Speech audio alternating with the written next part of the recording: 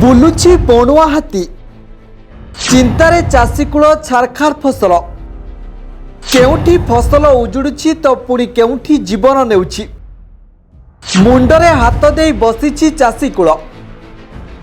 एबे हाथी आउ हाथी आखि खोलिले हाथी एकर एकर फसल खाईगलाड़ी तो पुणी किए हाबुड़े पड़िले ताकू दली चकटी मारुछि चारिआडे देखिबाकू मिलुछि हाथींक तांडव लीला जुआडे चाहिबो हाथी पलंक राज एबे राज्यर अधिकांश जिले में राज चलाई जंगली हाथीपल एबे पुणी थे माति हाथीपल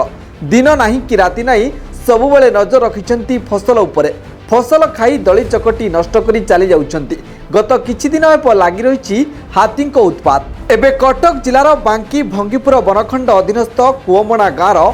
बरघर तुठठारे देखिबाकू मिली हाथी पलंक उपद्रव निकटरे थिबा पनीपरिबा कियारी रे पसी झुडंग मका बैगण आदि फसल खाइबा सह पादरे दली चकटी नष्ट कर दे चली जाउछंती। एभली अभियोग आनिछंती अनेक चाषी जंगलरू आसी फसल क्षेत्र में पशिलानी नरहंता हाथी सबुठारु अधिक आतंकित होई पड़िछंती चाषीकूल मुंडरे हाथ दे बसिलेनी चाषी चाहू चाहू उजुड़ी जाउछि चाषींक फसल एसबु देखि कृषक मुंडरे पड़िलानी चड़क बैंकरू लक्ष लक्ष टंका ऋण आनी एबे फसल उत्पादन करिसेंती हेले हठात हाथीपल आसी ए फसल गुड़िक दली चकटी नष्ट कर देउछंती। एपरि स्थिति रे चाषी माने किभली ऋण सुझिबे से नहीं चिंतारे पड़ी गलेनी एबे भयरे थरिलेनी चाषीकूल देखा जाऊ केबे धरा पड़ुछंती ए हाथीपल आउ चाषी को हाथी कबलरू मुक्ति मिलुछि ता समय कहिबो। ब्यूरो रिपोर्ट निरपेक्ष।